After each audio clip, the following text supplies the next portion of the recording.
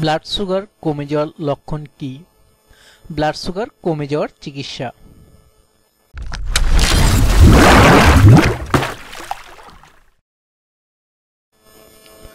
রক্তে শর্করার স্বল্পতা বা হাইপোগ্লাইসেমিয়া খুব পরিচিত সমস্যা। ডায়াবেটিসে আক্রান্তদের এই সমস্যা বেশি হয়, বিশেষ করে যারা ইনসুলিন নেন তাদের এই সমস্যা বেশি দেখা যায়। হাইপোগ্লাইসেমিয়াতে রক্তে গ্লুকোজ বা শর্করার পরিমাণ হঠাৎ করে কমে যায়। রক্তে গ্লুকোজের মাত্রা যদি 3 মিলিমোল পার লিটারের কম হলে তাকে হাইপোগ্লাইসেমিয়া বলে।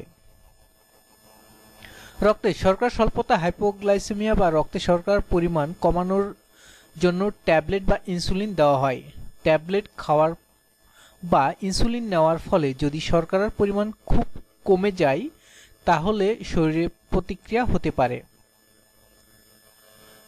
প্রতিক্রিয়ার লক্ষণগুলি নিম্নরূপ: অসুস্থ বোধ করা, খুব বেশি খিদে পাওয়া, বুক ধড়ফড় করা, বেশি ঘাম হওয়া, শরীর কাঁপতে থাকা,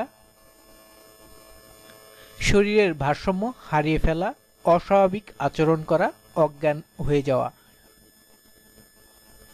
কেন এবং কখন এই সব লক্ষণ দেখা দেয়? ঔষধের বা ট্যাবলেট বা ইনসুলিন পরিমাণ প্রয়োজনের তুলনায় বেশি হলে, ইনসুলিন ও সিরিঞ্জ একই মাপের না হলে, বরাদ্দের চেয়ে খাবার খুব কম খেলে বা খেতে ভুলে গেলে, ইনসুলিন নেওয়ার পর খুব দেরি করে খাবার খেলে, হঠাৎ বেশি ব্যায়াম বা দৈহিক পরিশ্রম করলে, বমি বা পাতলা পায়খানার জন্য শর্করার অন্ত্রনালী হতে শোষণ না হলে। প্রাথমিক চিকিৎসা। হাইপোগ্লাইসেমিয়া ঠিক করার জন্য রক্তের গ্লুকোজের মাত্রা বৃদ্ধি করা প্রয়োজন। এর জন্য আক্রান্ত ব্যক্তিকে মুখে চিনি বা গ্লুকোজ খাওয়ানোর চেষ্টা করতে হবে। প্রথমে আক্রান্ত ব্যক্তিকে শুইয়ে দিতে হবে অথবা আরামদায়ক পজিশনে বসাতে হবে। আক্রান্ত ব্যক্তিকে 1 কাপ ফলের জুস অথবা 3-4 চা চামচ চিনি বা গ্লুকোজ 1 কাপ পানিতে গুলিয়ে পান করান। তারপর স্যান্ডউইচ, পেস্ট্রি, চকলেট ও কোকের মতো খাবারগুলো খেতে দিন। যদি আক্রান্ত ব্যক্তি অজ্ঞান হয়ে যায় তাহলে তাকে দ্রুত কাছের কোনো হসপিটালে নিতে হবে। হাইপোগ্লাইসেমিয়ার লক্ষণগুলো বিষয়ে সতর্ক থাকতে হবে। সতর্কতা: ডায়াবেটিক রোগীর ক্ষেত্রে গ্লুকোমিটারের মাধ্যমে রক্তের গ্লুকোজের মাত্রা জানা থাকা প্রয়োজন।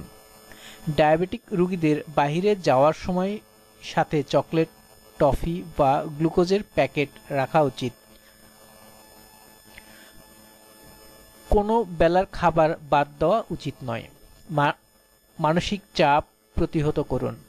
ডায়াবেটিক রোগী না হলেও ঘন ঘন হাইপোগ্লাইসেমিয়া আক্রান্ত হন তাহলে ডাক্তারি পরীক্ষার মাধ্যমে এর কারণ নির্ণয় করা প্রয়োজন। ডাক্তারের নির্দেশনা অনুযায়ী চলা উচিত এবং সময়মতো চেকআপে যাওয়া উচিত। আরও নতুন নতুন ভিডিও পেতে আমাদের সাথেই থাকুন। Please subscribe, like, share and comments hour video. ধন্যবাদ।